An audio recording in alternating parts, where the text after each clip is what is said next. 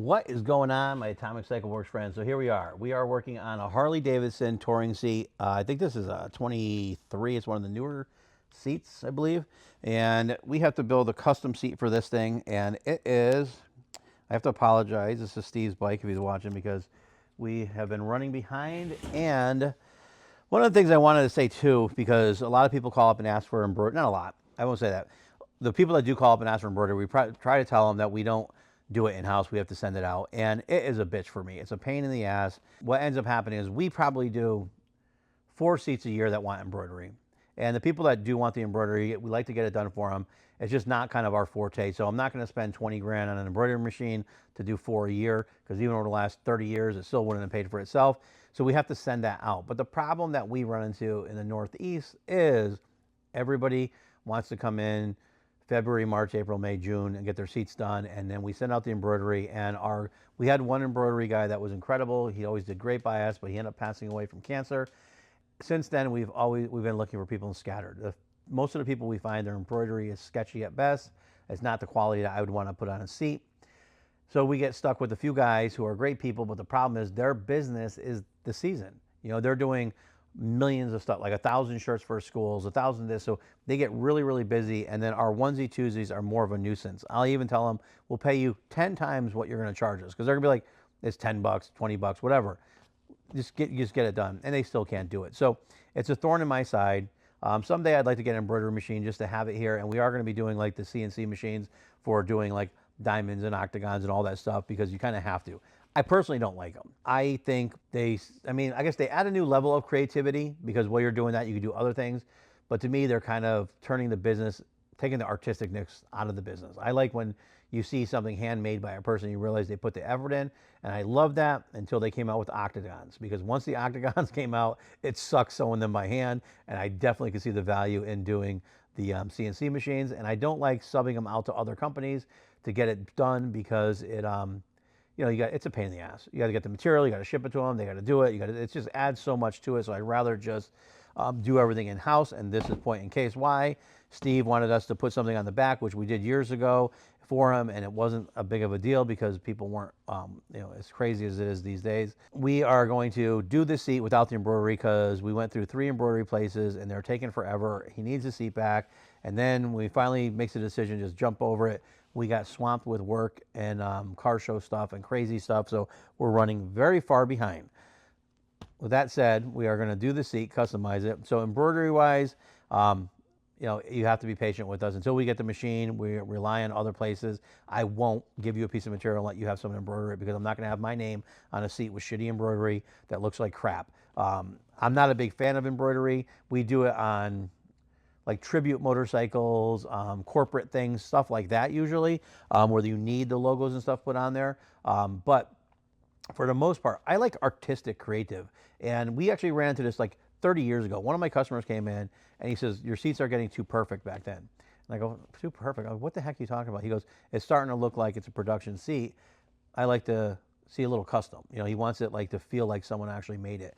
And now I get that. I see that. I look at the value of it, and I see hand form. I look at like people like in the automotive industry.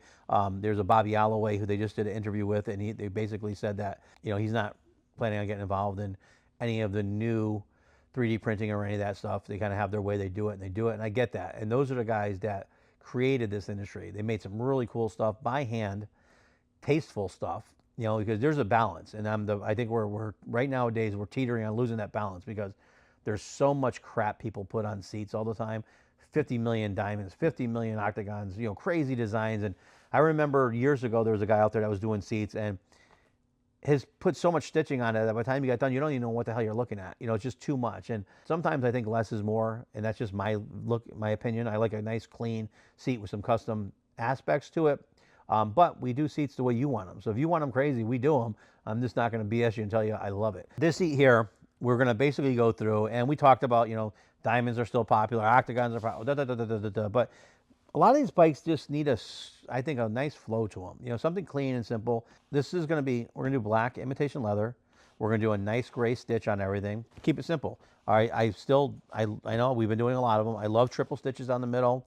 I love butt seams, and I love butt seams, and I love like top stitches, just clean, nice. So we're going to do triple stitch down the center. We're going to do, which is going to be tough. Well, actually, we're going to do triple stitch down the center on this piece, not on this piece, because a lot of times I don't like curved seats like this, but if they're comfortable to you, don't change them. And if you don't change them, we got to put a seam here. We find that, I don't know, a high percentage, 85, 90% of the seats we do, if there's a stitch here, people complain about it because it doesn't allow the material to stretch. But everybody's a different height, weight, size. So some people might sit farther back and they're missing that, and that's under their butt cheeks. Some people might sit farther forward and it's behind their butt cheeks, so you don't feel that seam. I try not to put them in because a lot of the seats we do, people complain about that. He doesn't mind. So we're going to end up putting a stitch across here. So to go through and do our pieces, it sucks because we're going to have to do align this piece up, and do that, 4 times. And it has to be perfect because it has to look like it flows into there. Then we're going to do a top stitch on this one, and that's it. So we're going to go through, cut this open like you've seen me do a million times if you watch our videos, and we are going to make a motorcycle seat look cool, hopefully. If it doesn't, we're going to redo it until it does look cool.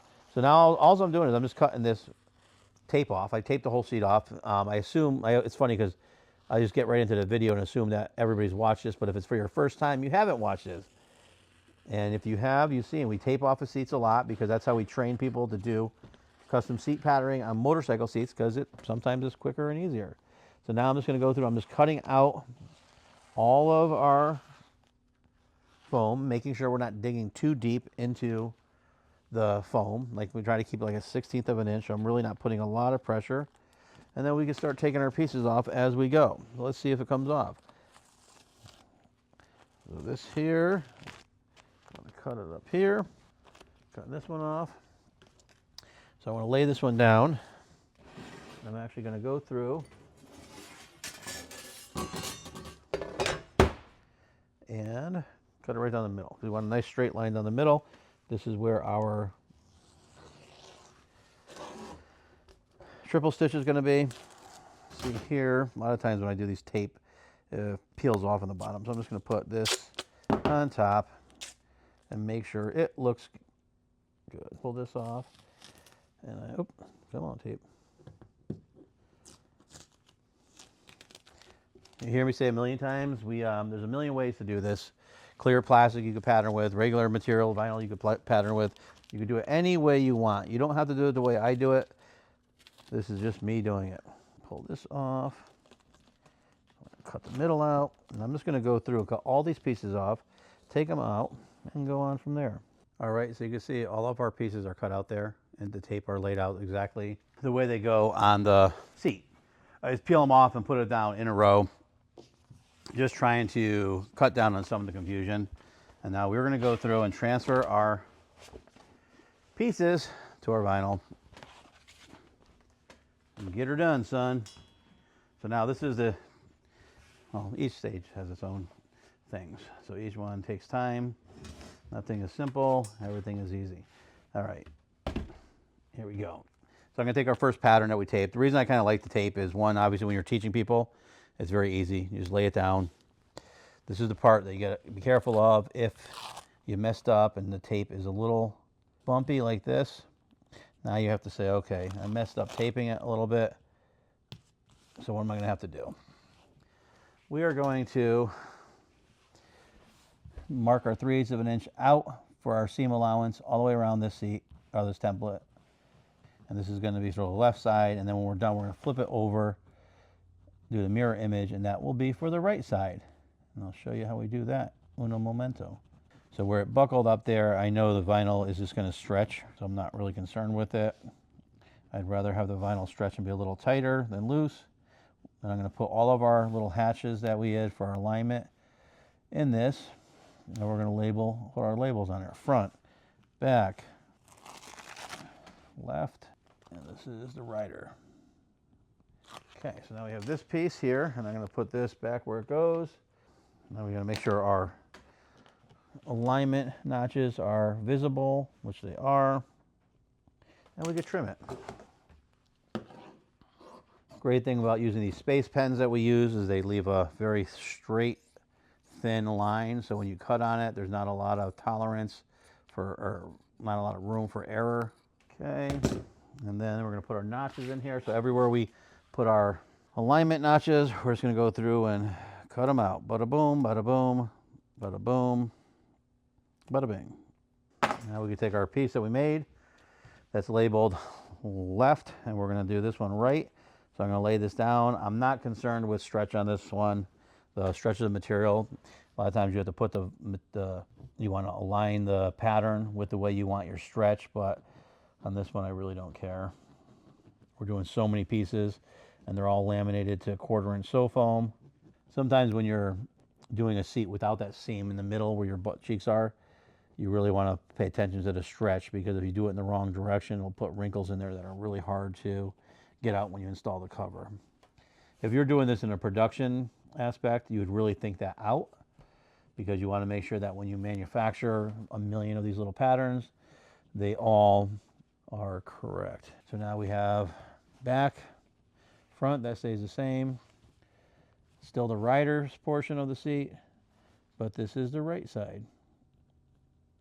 And again, even though I'm using a space pen, I've done this a million times, you should always check your material to make sure that whatever you're writing on it with comes off, because there's nothing worse than doing a seat and not be able to get the markings off of it.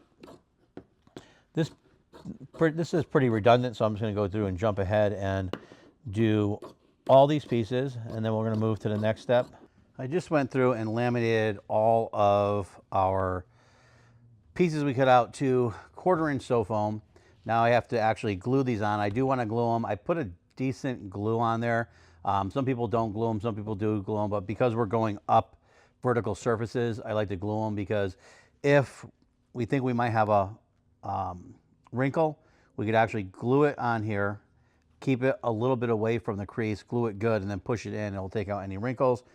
Also, a lot of times I do, if you watch our videos in the past, I actually pre-bend this when I laminate it to the foam if it has a really radical kickback on the seat. So if you look at this seat here, it does not have a radical kick up to it, and we're putting a seam here and multiple pieces, so it's not going to be that radical. A lot of times, if you're not going to do that, you would want to put one piece up here, but it has a tendency when you do this to want to wrinkle.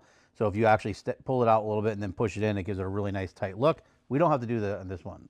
So in the future, we will probably. All right, so now I'm just going to go through and laminate all the vinyl to the 1/4 inch sew foam. A lot of times we skip over this part, but I realized on our bike channel, we haven't really done this in a while. So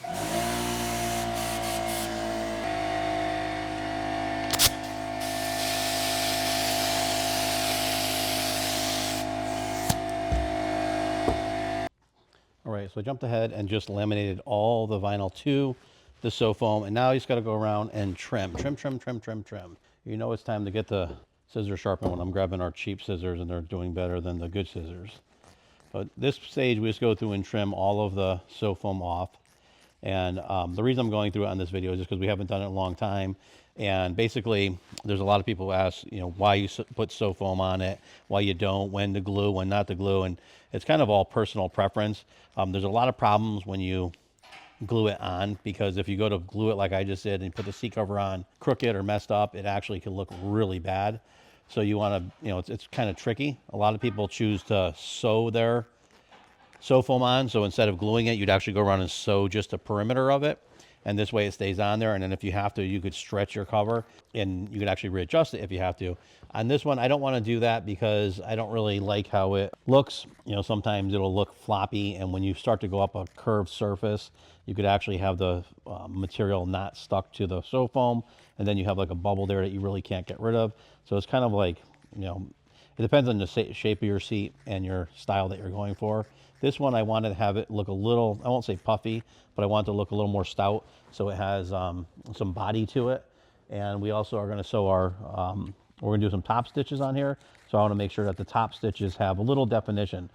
It is nice when you do a 1/2 inch sew foam and you get really good definition from the stitch, because the sew foam so much thicker.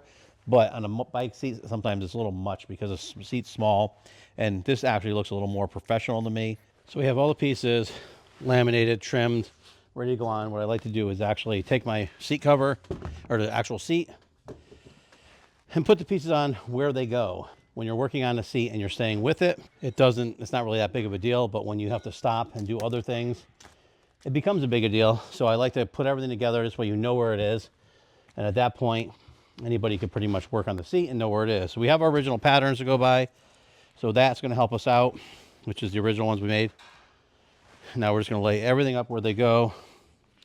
Left side, I know that goes here. Actually, label it wrong. It says left one and right, so dummy. And then this one here, 232. So the reason I knew that this one, I labeled it wrong, which I don't know how, is I just looked at the hashtags, or the hash marks we put in there. We know 2113, so we know that's good. That's kind of point in case why we do that. We know that this here is going to go here. We know that this here is going to go here. We know that this one is going to go here. And this one's going to go here, right? Bada boom, bada bang, right? So we got these pieces here, making life a little easier. We know that this piece is the back, the center, the back. Bada boom, bada boom. Rider, right side, rider. Back, front. So we know that this is going to go here. And then we have left side, back. So left side, back. I don't know where this one goes. Front, back. Let me put that to the side for a second here. We got passenger, back, front. That's going to be front, back. One, which actually, this might be labeled wrong. Yeah, this one's actually labeled wrong. It's supposed to be right side. See that? I messed up. I don't messed up. We know that this goes here. This one shouldn't be a question. This says right side, top, bottom. So we know that goes there, which means this one goes here.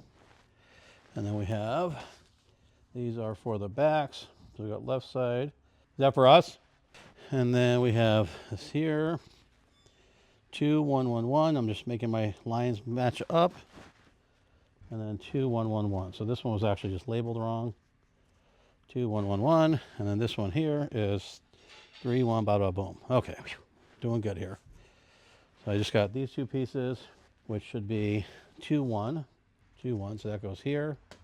And then this should be bottom, top, 211. Boom, boom, boom, boom, boom. All right. So I think we're good. So we got those, everything in place. So now what I'm going to do is, what I'm going to do is just go through and start sewing the pieces that I know go to what first. A lot of times I'll start from the front and just work my way back, because you get up to the point where you could actually sew everything together to the map pocket, or to the backrest pocket on this side, and sew everything from the backrest pocket back, and then you just put them both together. So that's what we're going to go through and do. So let's grab a few pieces, and I know we're going to keep it simple here. We're going to do these three first, right? Because we know these are easy. Take these. All right, so let's check our bobbin thread first, which we are on a bobbin. Bobbin. We're not going to be using tan on this seat. We're going to be using black right now, because we're going to go through and sew all of our pieces together first, and then we'll put our switch to our different color thread. I might even hook up the other machine with the thread that I want to use and bounce back and forth. So this here is actually good. Let's get this one bobbin thread going. So I know I'm going to go through quite a few bobbins on this, because we're doing a bunch of stitching. It's going to be quite a bit of stitching. So I'm going to just wind 3 bobbins with black thread so that it matches our top thread. I always like to have the thread on the bottom of the black seat black, even when we're doing a different color top stitch, unless it's like a white, because sometimes if you do a white top stitch, the black thread will actually show through and it makes it look kind of funny. But we're doing black, and then we're going to do a gray top stitch on this, which is going to be really nice. Some of my favorite stuff for Harley seats is black and gray or black and silver, because it always goes well. Like you always have, unless you have a completely blacked out bike, if you have like a chrome or brushed aluminum or anything, the silver goes really nice with it. Okay, there we go. So let's get this bobbin casing in the bobbin housing. Let's try to do it right. That's tight. Now we're gonna cut this. So we have, a lot of people ask about our different thread sizes that we use. I actually like the 210, and I think it's a 190.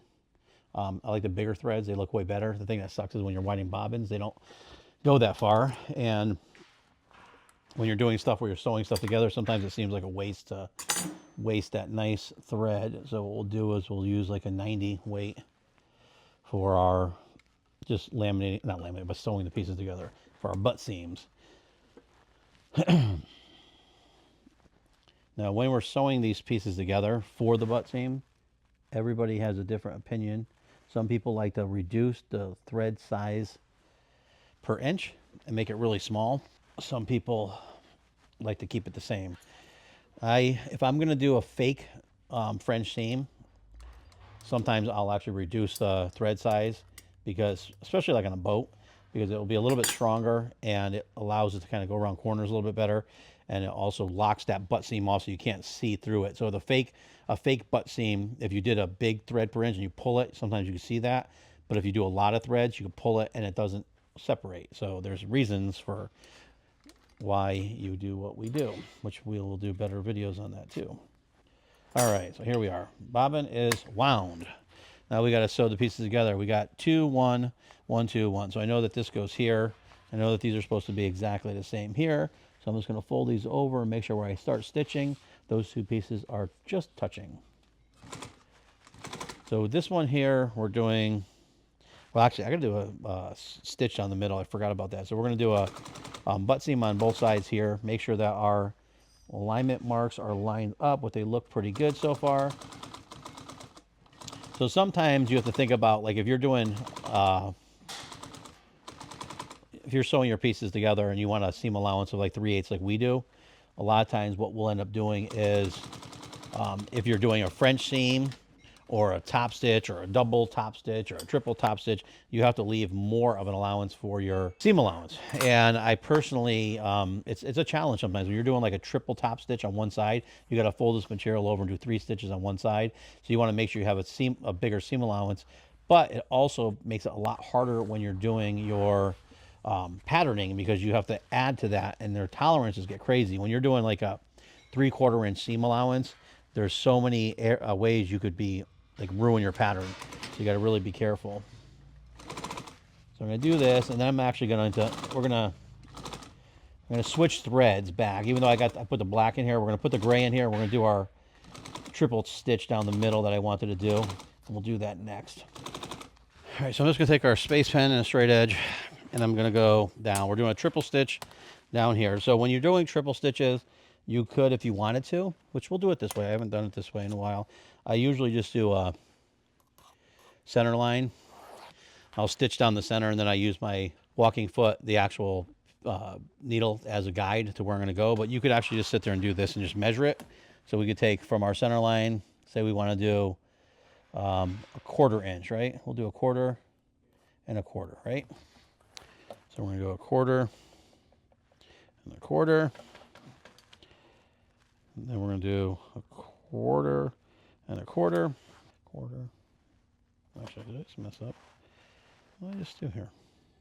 I messed up. I don't know how the heck I did that. So here, oh, I must have hit with my big belly. I must have hit the center thing. So I just did this. Now we're really going to be confusing because I have too many pieces on here.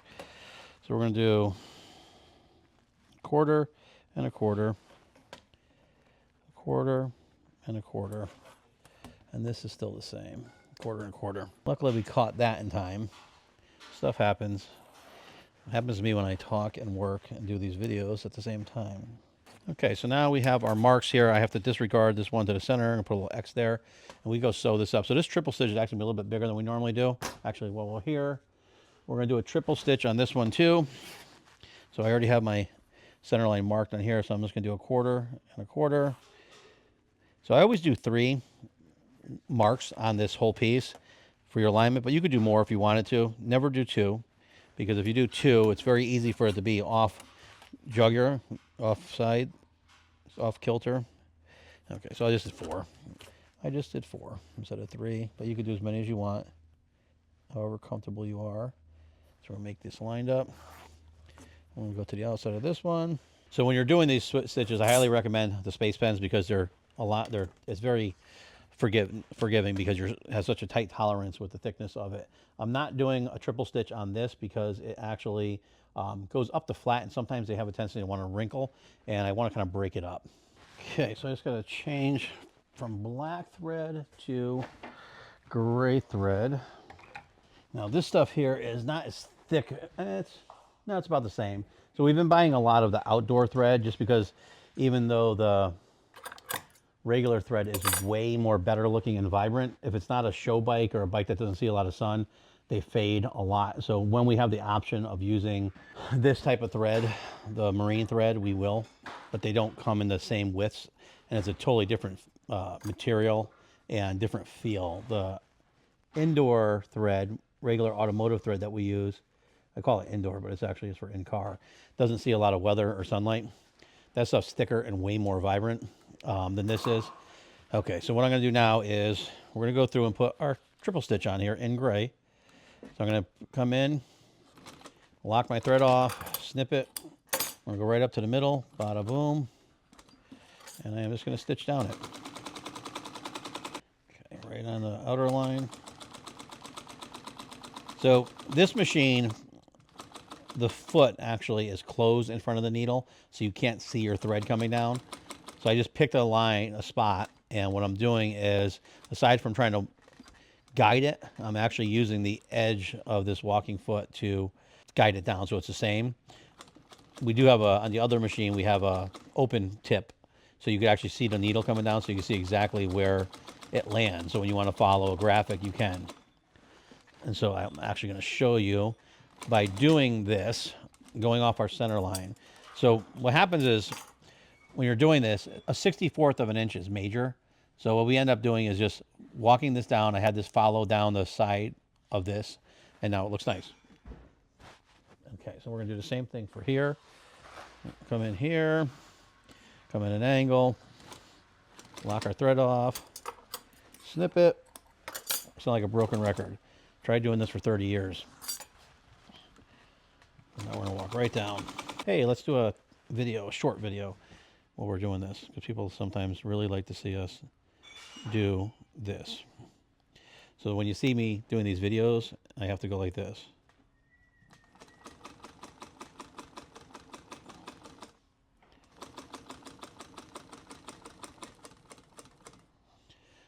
And then you can see that we're filming our YouTube video, and holy cow, the shop is a mess. It looks like a bomb literally went off in here. We got to clean. Okay, so that's going to go up on for our short. So for all of you people who watch us, we're going to have a real short here. All right, so we just did a wider triple stitch. It's wider than I normally do it. We'll try something different here. And now we'll go over and figure out what piece we're putting on next. Ooh, sweet. This goes here. This goes here. So now what I'm going to do is I'm just going to sew these together, this one and this one, just because I feel like it. All right, so we have the back sewn, right? Back sewn here. We have the front sewn here. These two are going to have to connect together. And so what I just did is I had to make the flaps for the backrest. So one goes here to the back seat, and one goes here. The little t-shirts. It looks like our atomic t-shirts. So I'm going to sew this to this, this to this, do two top stitches. So this to this, and then we're going to do the bottom. All right, so I apologize again. I had to jump forward. I want to take you guys on this journey of building seats, and every time I do, it's just a big between the people calling and coming in and stuff going on and the questions and all that stuff. I had to run behind, and then I got pulled off the seat for a minute. Battery died in the camera, and every time that happens, I usually try to charge one of them and swap them over. But this seat needs to get done, needs to go. We have customers that we've been dealing with for a long time, 20, 30 years, and I got to take care of them, and I feel bad because as much as you try to do it, you're so busy and the world's so chaotic that sometimes things happen. Things that are stupid happen. You know, like, you have to log on to your email, and then it has to send a code, and then the code doesn't work, so it has to go to another email. You have to verify it. All that little stupid waste of time stuff that we never had to deal with 30 years ago ruins me. So anyway, I jumped ahead, and here we go. We have a seat. What? I still got to clean it, get all the chalk off of it, all that stuff. But basically what we did is what we said we were going to do. So you can look here, and these are all the problems, that areas I told you where you really want to line these up.